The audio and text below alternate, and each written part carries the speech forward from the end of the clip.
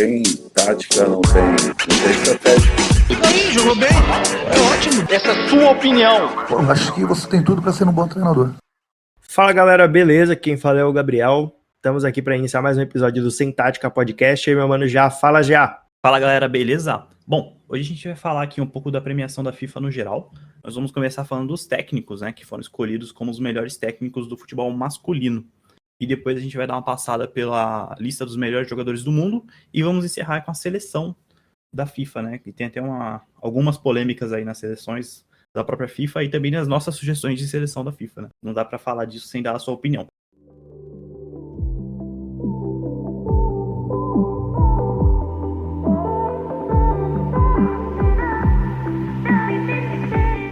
E para começar, sobre a lista dos técnicos aqui, os 5 técnicos que concorreram, né, no futebol masculino para melhores do mundo foram o Bielsa, o Hans Flick.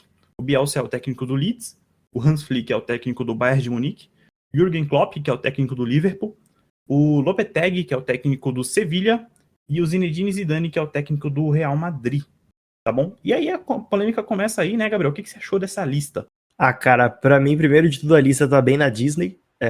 A primeira coisa é os indicados, né? Eu não acho que o Jürgen Klopp merecia estar na lista aí já dessa vez. O Zidane, pra mim, é o nome mais criticado da lista toda. A gente tem o técnico do Sevilla também, eu até entendo ele tá aí porque ele ganhou a Europa League, e ok, é um time ali de escalão secundário e tudo mais. Só que, pra mim, a maior decepção de todas foi, primeiro, quem ganhou, que foi o Jürgen Klopp. O próprio Klopp não acha que ele deveria ter ganho. E, de bônus, o Jorge Jesus não competiu. Então, acabou parecendo que a gente não tem uma significância muito grande de nível de futebol mundial, a gente aqui da América do Sul. Eu também achei a premiação um pouco eurocentrista ali, né? Infelizmente, ela ignorou totalmente o trabalho do Jorge Jesus, cara. Eu acho um absurdo ele não concorrer entre os 5 melhores, né? Ele fez um trabalho gigante no Flamengo. O recorde dele de vitórias é extremamente alto, ele saiu aqui com mais títulos do que vitória. Ele ganhou quase tudo que ele disputou, só não levou a Copa do Brasil, e o trabalho dele foi totalmente ignorado. E para falar que nunca aconteceu, né, se eu não me engano, em 2018 ou 2019, acho que foi 2018, o Galhardo concorreu entre os melhores, né? Ele não levou, mas ele concorreu. Então eu achei curioso, no mínimo curioso, para não dizer absurdo, eles ignorarem totalmente o trabalho de Jorge Jesus. E eu acho até que ele podia facilmente entrar aqui no lugar do Zidane, né? O Zidane, ele levou a La Liga ali com o Real Madrid, mas vamos e convenhamos que não foi um título que alguém parecia querer levar, né? O próprio Barcelona estava na liderança e deixou escapar com uma campanha muito ruim, um futebol muito ruim do Barça. O Atlético de Madrid também não estava se encontrando, e aí acabou sobrando para o Real. Eu acho que não é um título que justifica a passagem dele na lista.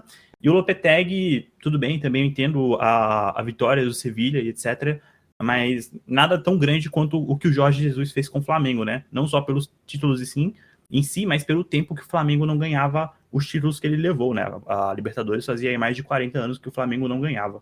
Isso deixa escancarado também muito aquilo de, talvez, falta de critério, né? Essas premiações da FIFA, elas acabam, às vezes, dando umas listas ou uns prêmios meio aleatórios. Então, por exemplo, no caso do Bielsa, o que fez o Bielsa tá aí? Ele subiu da 2ª divisão na Inglaterra para a 1ª, ganhando a divisão. E ok, o time dele, em termos de Série B inglesa, estava muito forte. Mas a gente já consegue ver, inclusive, que ele não conseguiu, digamos, replicar aquela força na Liga Inglesa Série A, né? E aí outra coisa também bem esquisita é que, por exemplo, o Sevilla, né? O técnico do Sevilla foi parar aí, o cara ganhou a Europa League, mas, por exemplo, em termos de Espanha, em termos do país dele, não fez muita coisa. E aí o Flamengo acaba ficando de lado aí com o Jorge Jesus. Ficou realmente muito esquisito isso. E de bônus, assim, com todo respeito, mas não dá nem pra comparar o trabalho do Klopp aí, que tá sendo colocado na mesa pra essa competição entre os técnicos, com o trabalho do Hans Flick na frente do Bayern de Munique, né, cara? O cara literalmente criou uma máquina de jogar futebol. Então, esse seu gancho é muito interessante, porque o Bayern levou tudo que ele disputou, ele levou a Copa da Alemanha, levou a Champions League e levou o Campeonato Alemão, assim, invicto a Champions League, né? Passou o trator por cima de todos os clubes que ele disputou, assim, amassou o Barcelona do Messi, né? Traumatizou o pobre Messi. O Messi saiu do campo já querendo sair do clube. E assim, ele perdeu pro Klopp, que, vai lá, assim, a campanha do Liverpool, ela foi na Premier League uma campanha histórica. O Liverpool não chegou a bater os 100 pontos, né, porque nas últimas rodadas o time começou a patinar, já tinha garantido o título, já estava meio naquele oba-oba, a concentração já não estava tão lá em cima, que é um dos fortes do time do Klopp, mas ainda assim foi uma campanha histórica, onde ele liderou com folga, ficou muito tempo invicto na campanha, foi perder o primeiro jogo já no segundo turno para os Wolves em casa, então foi uma campanha histórica, mas não a ponto de você tirar, por exemplo, os méritos do Bayern, que foi uma campanha mais histórica ainda do que a do Liverpool, né, na temporada inteira, não só na Premier League. E o Liverpool, lembramos, ele caiu bem cedo na Champions League para o Atlético de Madrid, caiu em casa, enquanto o Bayern foi atropelou o Tottenham, atropelou o Barcelona e, assim, e assumiu o trabalho no meio da temporada, né, porque, para quem não sabe, para quem não lembra, na Europa também mandam-se técnicos embora no meio da temporada, que foi aconteceu com o Bayern, porque o técnico anterior não estava dando liga, né, não estava fazendo o time rodar tão bem, e aí o Hans Flick perdeu o título pro Klopp, o título de melhor técnico da temporada passada, o que é uma pena, né, porque, assim, de fato o Klopp ele é um grande técnico, ele é um técnico histórico, mas naquela temporada ele ficou abaixo do Hans Flick, o próprio Klopp admitiu isso, e é uma pena.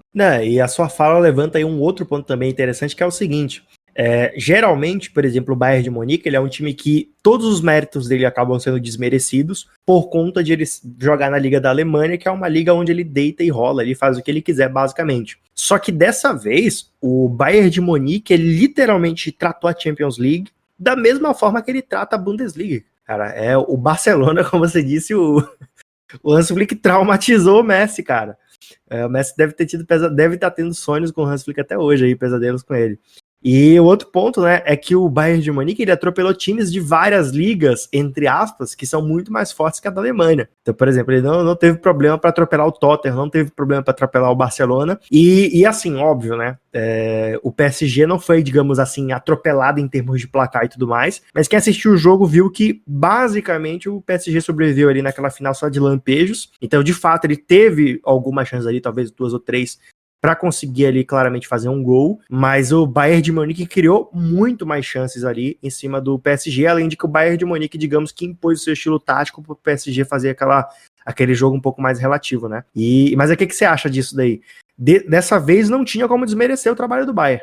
De fato não dá para tirar os méritos do Hansi Flick, né, porque, como você mesmo disse, ele não dominou só na Alemanha, que é o terreno natural aí do Bayern de Munique, ele dominou a Europa toda com times diferentes, com estilos diferentes. E a gente até vai chegar um momento de citar um pouco do PSG, mas de fato o PSG não teve chances ali assim, ele teve 2 chances com o Neymar, mas ele não impôs grandes perigos ao Bayern, né? Eu até arrisco dizer, cara, que o jogo do Barcelona, apesar do placar, o Barcelona ele assustou um pouco mais o Bayern, não pelo contexto coletivo do Barcelona, né? Mas pelas peças que o Barça tinha, porque o Messi acabou acertando a bola na trave, deu um chute perigoso, o próprio Suárez marcou o gol ali, e quanto ao PSG, as chances que ele teve, por exemplo, com o Mbappé não conseguiu converter, e nem o Neymar conseguiu converter, né? Porque num lance ali com o Neuer, ele acabou perdendo o V1. Mas, de fato, assim, esquisitíssimo, cara, o que aconteceu com o Hans Flick, é uma pena, foi mais um dos injustiçados nessas premiações da FIFA, né? E fico pensando onde estava com a cabeça quem votou no Klopp e não no Hans Flick. E isso daí que você falou, concordo bastante também. Até porque o jogo, apesar de claramente o Bayern ser superior em campo, o jogo não começou, digamos, com o Bayern arregaçando 8-0 e o Barcelona já no finalzinho fazendo 2, né? No começo do jogo, por mais que o Barcelona estivesse jogando, digamos ali, baseado na individualidade, entre aspas, ele estava fazendo um jogo de igual para igual, ele tentou fazer e, de fato, por algum tempo ele conseguiu, né? Só que, e aí já, não sei se você concorda comigo, brilhou uma coisa que nesse Bayern, quando eu paro para pensar nele para comparar com outros times de intensidade, como por exemplo os próprios times do Klopp, o potencial físico dos jogadores, cara. O Goretzka, você pega o Goretzka, o Coutinho, você percebe claramente ali, se você pegar uma foto de antes e depois, da diferença de porte físico dos caras depois que o Hans assumiu o time. Viralizou bastante, né, a diferença do antes e depois de alguns jogadores do Bayern. Realmente eles têm um porte físico muito bom, e eu acho que aí eu já não sei, assim, provavelmente não foi planejado, né, porque o Hans Flick chegou no meio da temporada, mas ele dá para elogiar aí também a capacidade de interpretar, né, o que o Hans Flick fez, porque ele deu muito espaço pro Davies, que não estava jogando tanto, ele estava sendo reserva do Alaba, ele trouxe o Alaba para a zaga, né, então ele qualificou a saída de bola e deu espaço para um garoto, e ele conseguiu identificar muito bem as características dos jogadores do Bayern para montar o estilo de jogo. E para quem não se lembra, por exemplo, você vê como ele fomentou muito bem, ele adaptou o time às circunstâncias, né?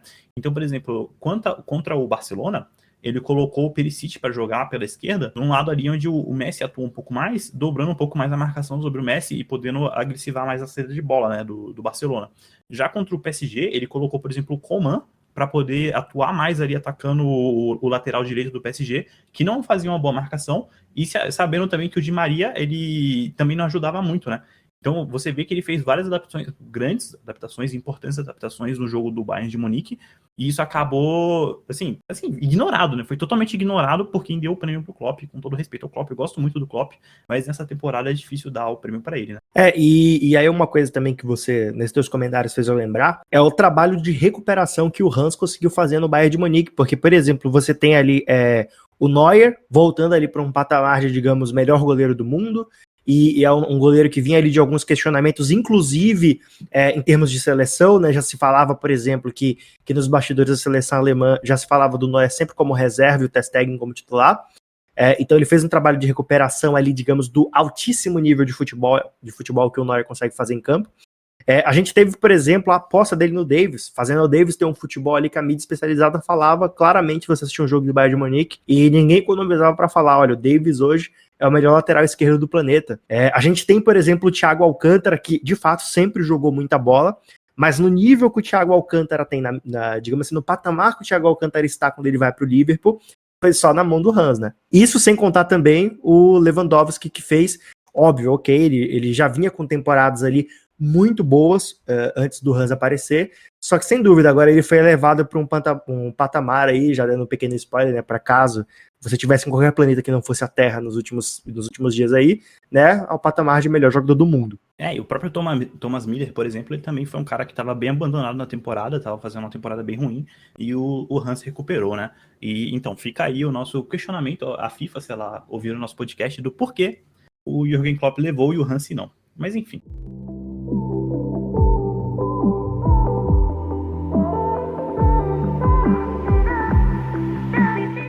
Bom, já que saímos aí das individualidades, né, a gente pode falar aqui dos melhores jogadores do masculino. Então, a classificação geral do top 11 do masculino da FIFA ficou assim, né, de baixo para cima. Sérgio Ramos, em 11º, Van Dijk em 10º, Neymar em 9º, um absurdo, Thiago Alcântara em 8º, Mbappé em 7º, Salah em 6º, De Bruyne em 5º, Mané em 4º, e aí vem o top 3. Messi em 3º, CR7 em 2º, e o primeiro foi o Lewandowski, da Polônia.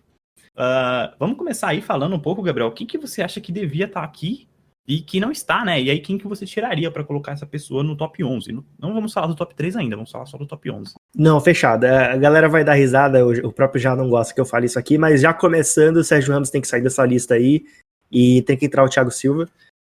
Thiago Silva pegou estava num time muito mais limitado, com um técnico muito mais limitado, que vem de uma liga com uma competitividade bem menor, foi parar ali na primeira final de Champions League do Paris Saint-Germain, enfim, estava com um sistema defensivo muito seguro ali, composto por Thiago Silva e Marquinhos, e detalhe, né, um dos 4 ali da linha de defesa do PSG era improvisado, e o volante também estava com desfalque no Thierry Henry, então acho que o trabalho do Thiago Silva foi muito bom, digno de ele estar na posição que é do Sérgio Ramos, que provavelmente está aí muito mais por trabalho dele na seleção do que qualquer outra coisa. Eu acho que o Sérgio Ramos podia estar aqui, até um pouco à frente do Thiago Silva, mas até pelo final de La Liga que ele fez, né? Porque o Real Madrid não fez uma La Liga gigante, mas o Sérgio Ramos, em compensação, fez. Muitos dos gols que o Real Madrid marcou nas últimas 6 rodadas ali foram gols do Sérgio Ramos. Mas enfim, e caiu a dentro do Gabriel, então de quem devia estar aqui no top 11. Vamos falar então aqui do... Você quer falar alguma coisa, Gabriel? Ainda quer dar mais algum... Eu só quero me defender, assim, eu tenho preconceitos pessoais contra o Sérgio Ramos, mas sem dúvida o cara joga pra caramba, eu só acho que esse ano específico tá meio injusto. Opinião? Então estamos aí, fica o adendo pro Sérgio Ramos, que o Gabriel não gosta dele. Então vamos lá aqui ao top 3, né? O nosso top 3 ele é um top 3 duvidoso, na minha humilde opinião. O Lewandowski, ele foi nomeado o melhor jogador da FIFA, da temporada, né, pela FIFA, com toda razão. Tá? Então não dá para discutir, na minha opinião, a posição do Lewandowski. Ele fez uma grande temporada com o Bayern, marcou muitos gols, ele marcou, se eu não me engano, agora 55 gols e participou de 10 assistências, se eu não me engano foi isso. E então, assim, é uma temporada absurda, ganhou tudo pelo Bayern, super decisivo, não tem como reclamar. da posição do Lewandowski, né? Mas aí a gente olha para outros dois aqui, por exemplo, o Cristiano Ronaldo e Messi, aí eu já acho um pouco discutível, né? Vamos primeiro pro Cristiano Ronaldo, que é o segundo. O Cristiano Ronaldo, ele tentou, né, carregar a Juventus no mata-mata, não conseguiu. Apesar de ter feito todos os gols da Juventus nos eliminatórios, ele não conseguiu levar a Juventus mais longe do que ela tem ido nas últimas temporadas, né? Fora isso, ele levou aí, isso já é um problema por si só, mas ele também marcou menos gols na temporada do que a gente está habituado a ver o Cristiano Ronaldo marcando, né? E teve ali fez o básico na Liga Itália, né? Ganhou ali a Copa Italiana também. Nada absurdo, né? Tudo, assim, do nível do Cristiano Ronaldo. Kevin De Bruyne, por exemplo, já fez uma temporada de alto nível, né? O cara distribuiu 20 assistências na Premier League, o que é um número altíssimo. Foi o melhor jogador da Premier League. É um meio-campista de classe, assim, A+, e ele não tá no top 3, o que é curioso, né? Como, se eu não me engano, foi o André Henning, agora eu não vou lembrar o nome exato, parece que os votos no Cristiano Ronaldo e no Messi, eles são automáticos, né? Porque abre a votação, quem que você quer? Ah, Cristiano Ronaldo e Messi.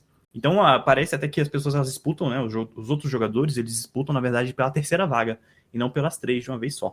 Esse comentário final aí foi pesado, cara. Que os caras disputam pela terceira vaga foi pesado.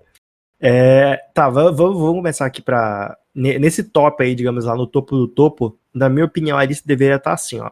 Lewandowski em primeiro, eu acho também indiscutível de que, de fato, ele fez a temporada de melhor jogador do planeta. Só que, no segundo lugar, eu acho que já tem a primeira injustiça.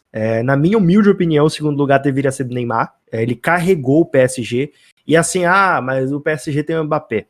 Cara, se você assistiu os jogos do PSG na Champions, você sabe que o desequilíbrio, e que inclusive algumas fases que o PSG passou foram literalmente o Neymar carregando o time. Ele literalmente, digamos, cruzava e ele mesmo cabeceava a bola para fazer o gol.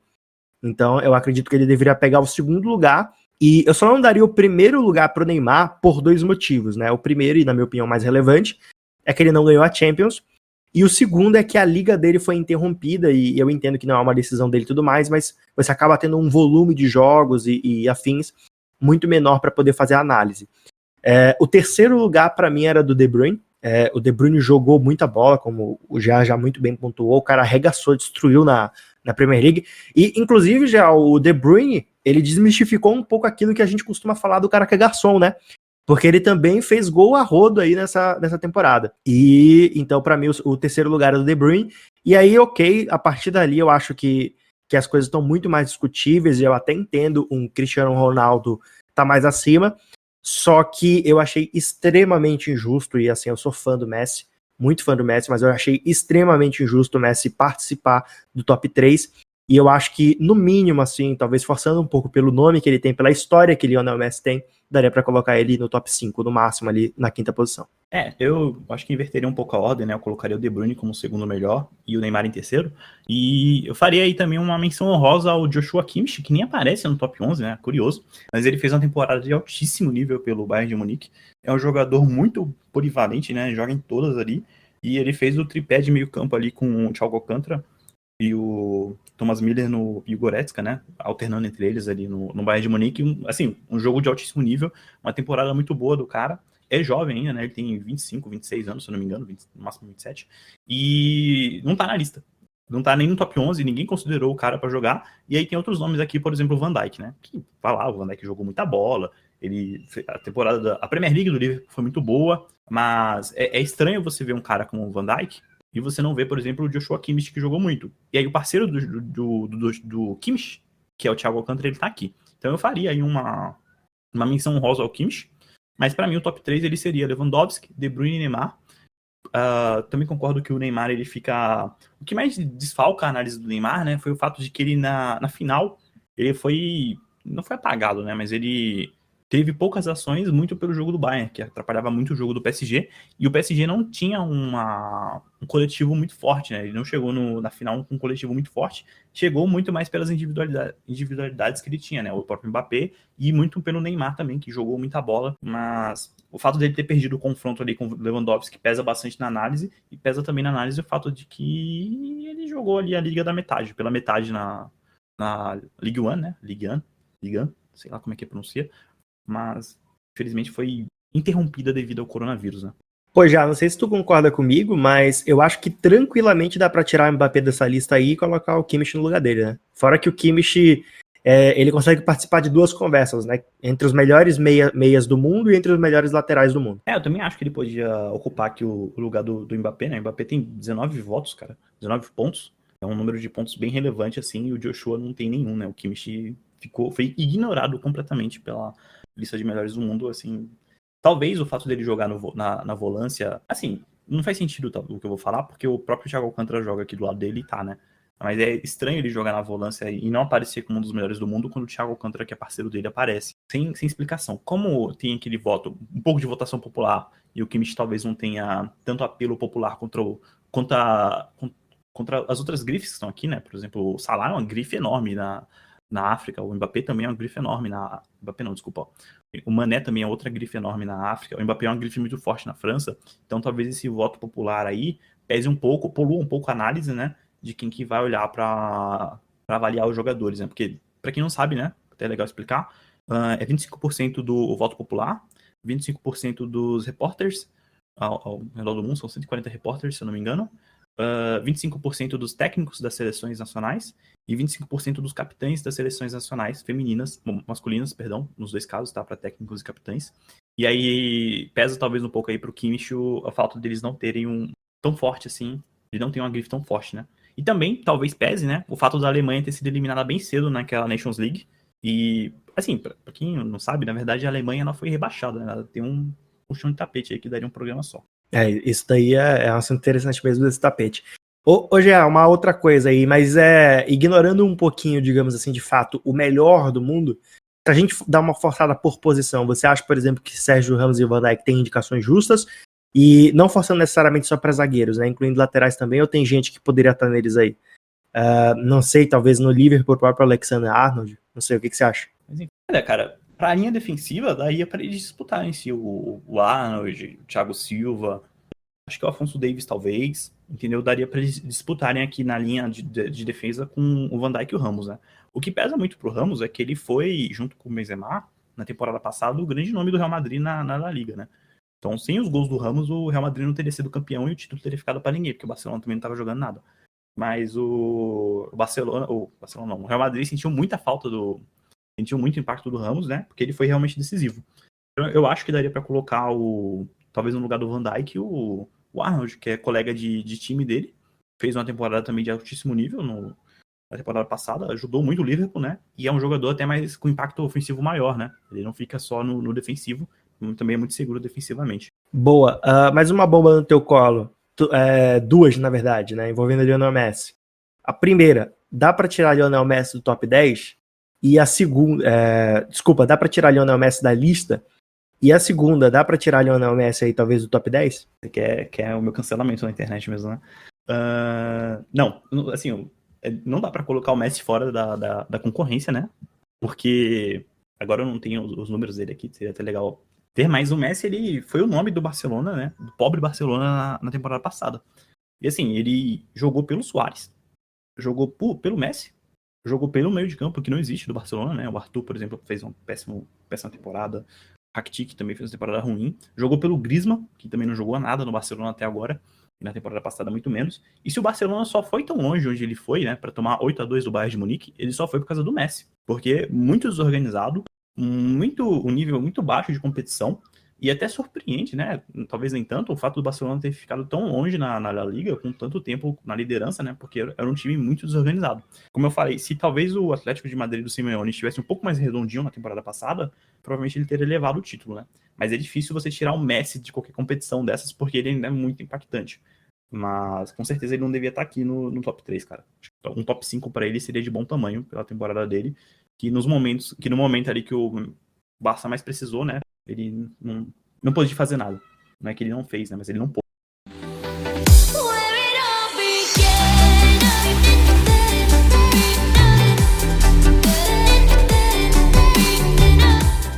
E agora a gente vai falar um pouco da seleção da FIFA, né? Que começou dando um pouco de... Deu muita polêmica essa seleção aqui. Mas só para todo mundo ficar ligado, quais são os nomes, né, que deram polêmica. A seleção, ela tá organizada num 4-3-3. E ela começa assim. Alisson, do Liverpool, tá bom? Alguém não sabe onde o Alisson joga. Arnold, também do Liverpool. Sérgio Ramos, Van Dijk, Alphonso Davies, De Bruyne, Thiago Alcântara, Kimmich, Lionel Messi, Lewandowski e Cristiano Ronaldo. Então, é um 4-3-3 aí, né? A linha de defesa, Arnold, Ramos, Van Dijk e Davies. Meio de campo com De Bruyne, Thiago Alcântara e Joshua Kimmich. E o 4-3-3 e o 3-3 com Messi, Lewandowski e Cristiano Ronaldo. E aí, Gabriel, eu queria saber, né? A gente pode bater posição por posição aí, para saber o que você acha, por exemplo, da escolha do Alisson para a seleção, né? Lembrando dos goleiros também. Então, enquanto os goleiros e os jogadores de linha, eles são escolhidos pelo quórum que a gente já explicou mais cedo, né? Aquela divisão de quatro categorias de votantes, na seleção é escolhido pelos jogadores que são associados à FIFA Pro. Beleza? Então vamos lá, Gabriel. O que você acha do Alisson na seleção de melhor do mundo? Então vamos lá. Primeiro de tudo, pra mim não tem lógica nenhuma. O melhor goleiro não está na lista. Então eu já começo colocando o melhor goleiro, na minha opinião, na minha escalação aqui, né, dos meus 11. No gol vai Manuel Neuer. Uma temporada absurda. Jogando e tipo assim, né? Talvez alguém olhe o futebol do Bayern de Munique e acredite que ele não sofre ameaças, mas na verdade é exatamente o contrário. Ele é um time que joga tão pra cima que o Neuer acaba atuando muitas vezes como se ele fosse um zagueiro e não um goleiro. Então, saídas ali perfeitas, reflexos em dia, porte físico fenomenal, muita liderança em campo. De longe, meu camisa 1 vai com o Manuel Neuer. Eu também não vou criar polêmica aqui, eu acho a escolha do Alisson, tudo bem que os votantes são diferentes, né, mas a escolha do Alisson não se justifica pela temporada do Neuer, não pelo Alisson, né. Como você mesmo disse, o Neuer joga ali de líbero, goleiro, de líder, e o Alisson é um dos grandes goleiros do mundo, mas não tinha como ele estar aqui no lugar do Neuer, né. E pra linha defensiva aqui, o lateral direito, você acha que tá bom o Arnold ou você queria alguém diferente?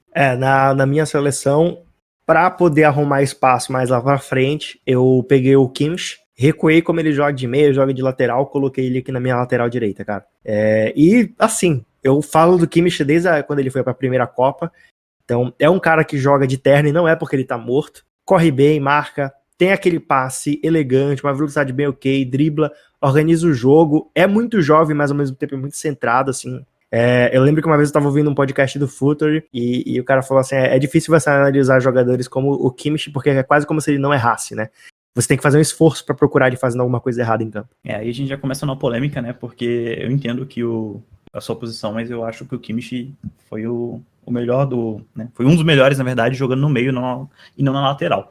Uma pena, mas na minha seleção a lateral direita vai pro Arnold mesmo, não pro Kimmich. E aqui na dupla de zaga, né, a gente tem Sérgio Ramos e Van Dijk.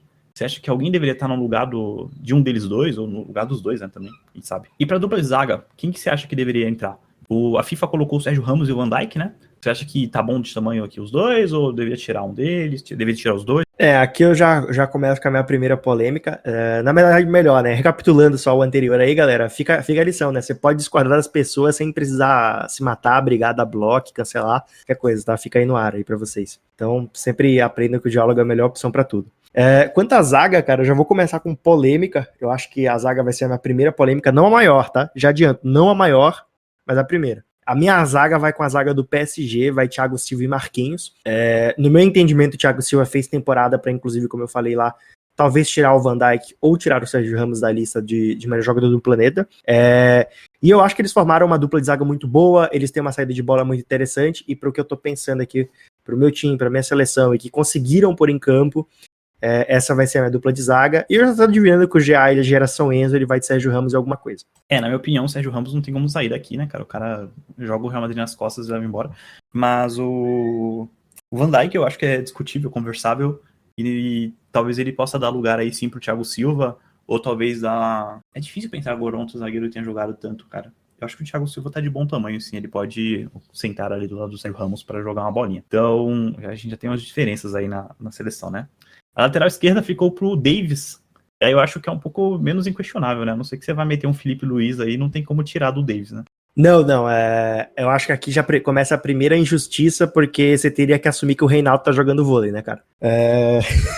Brincadeiras à parte, eu vou de Davies também, acho que não tem nem o que conversar e nem precisa dar explicação nenhuma pra isso. Nossa, como poderia esquecer do King Naldo, né, cara? O maluco bate tudo, faz tudo ali no São Paulo, bate pênalti, reclama, cruza, cobra lateral, a alma do time do Fernando Diniz.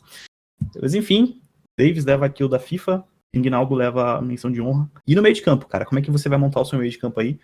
Aqui já começa um pouco da diferença, né? Na minha seleção eu vou montar um 4-2-4. Então a minha dupla de meio de campo vai ser o De Bruyne, e o Kimmich, que ele não ficou com a lateral direita na minha seleção. Mas a da FIFA ficou o seguinte, ficou De Bruyne, Kimmich e Thiago Alcântara. E o teu meio de campo, como é que fica? Bom, acho que aqui começa a minha maior polêmica, né? Ou a segunda maior da minha lista inteira. O meu meio de campo aqui eu vou com, entre aspas, 2 volantes, né? É que assim, é um meio de campo com tanta qualidade técnica que não dá pra dizer que alguém vai ter posição fixa, no máximo um lado fixo do campo, né?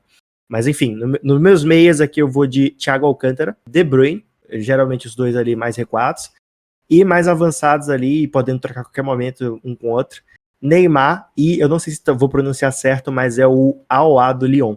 E acho que aqui entra ou a minha maior polêmica da lista ou a segunda maior. Eu acho que o Aouar ele fez uma temporada muito segura para alguém com a idade dele. O Lyon era um time muito organizado taticamente, foi um time que passou por times muito poderosos. Não é qualquer um que tira o Pep Guardiola, e acredito que o Aouar é uma classe muito grande, e inclusive me surpreendeu muito que nenhum time ali, digamos, da primeira prateleira tenha tentado tirar ele do Lyon agora nessa mudança de janela. Nossa, mas você foi longe mesmo pra puxar o Hussein Aouar aí, essa eu não esperava. Eu tava esperando que um Gerson, um De Arrascaeta, né? Everton Ribeiro, talvez. Quem não sabe, o Gabriel é flamenguista, assim, né? Além de flamenguista, ele é clubista, né? Que é o pior de tudo. Ser flamenguista já é ruim, clubista é pior. Mas enfim, o Hussein Aouar realmente ele fez uma boa temporada, cara. Eu não sei se ele devia estar aqui, né? Não devia, mas... O curioso do Hussein Aouar, já que você citou aí, dele não ter ido pra nenhum time de primeira prateleira, ele foi muito cogitado ali no Arsenal e um pouquinho no Manchester City, mas talvez tenha faltado bala na agulha, né, pra pagar a multa dele, visto até que o próprio City tem alguns problemas aí com a FIFA, né, questão de fair play. Mas enfim, né, fica aí o meio de campo vintage do Gabriel no 4-2-2, o Caio Ribeiro ali deve estar triste com isso.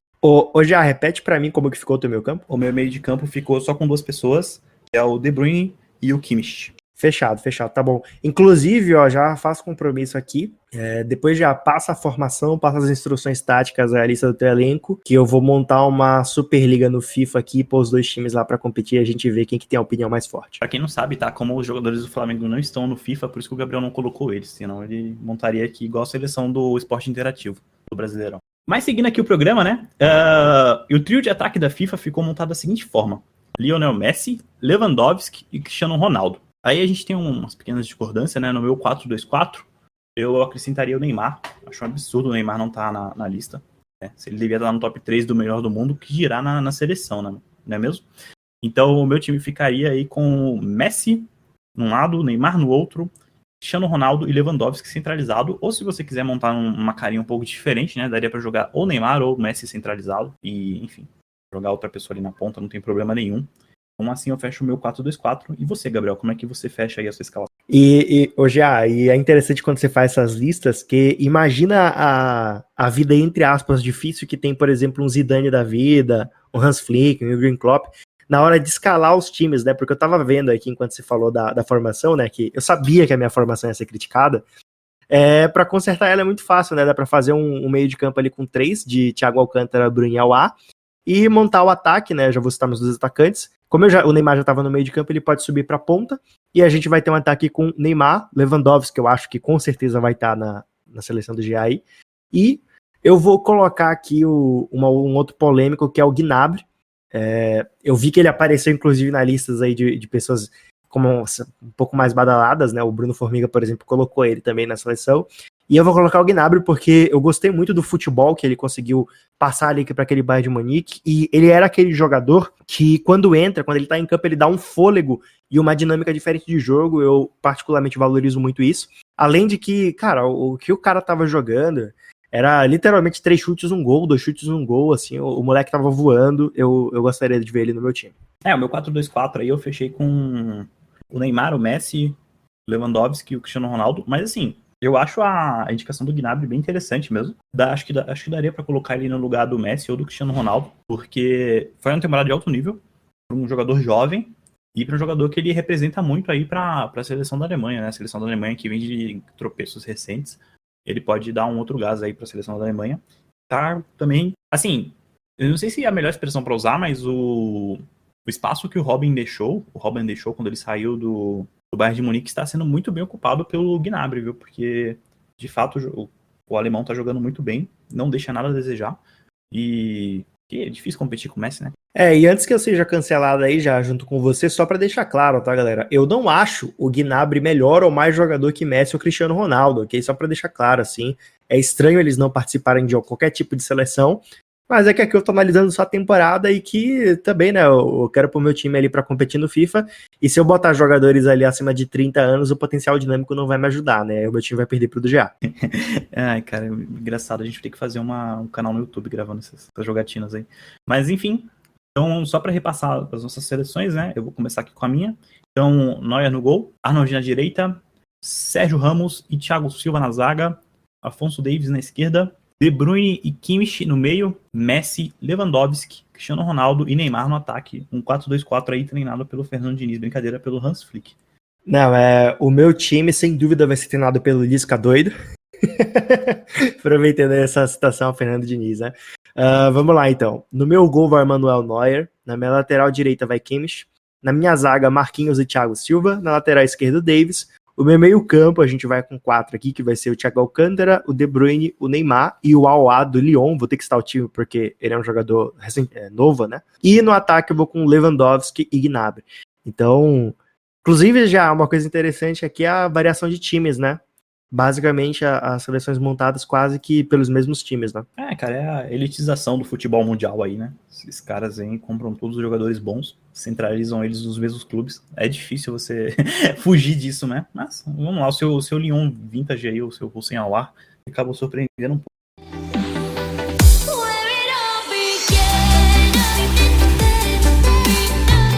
Então é isso, pessoal. Nós vamos encerrar por hoje o programa, tá? Vamos fazer aí um recesso. Então vai demorar um pouco pra gente voltar. A gente volta a gravar somente na semana do dia 9 para postar o próximo episódio no dia 11 de janeiro. Deixa aí pra gente a sua escalação, tá? Desejamos boas festas a vocês. Evitem as aglomerações, né? A gente não tá na melhor época para isso ainda, mas sejam com a família de vocês. Boas festas, bom Natal e boa virada de ano novo para vocês. Abraço. E não esqueçam de acompanhar a gente lá no Instagram, né? No @SemTática_podcast. Que a gente vai estar sempre compartilhando lá coisas sobre o mundo da bola, então tem notícia, tem análise estatística, enfim, os principais acontecimentos aí a gente está sempre passando por lá, tá? Então mais, beijos do pai, falou galera, tchau, tchau.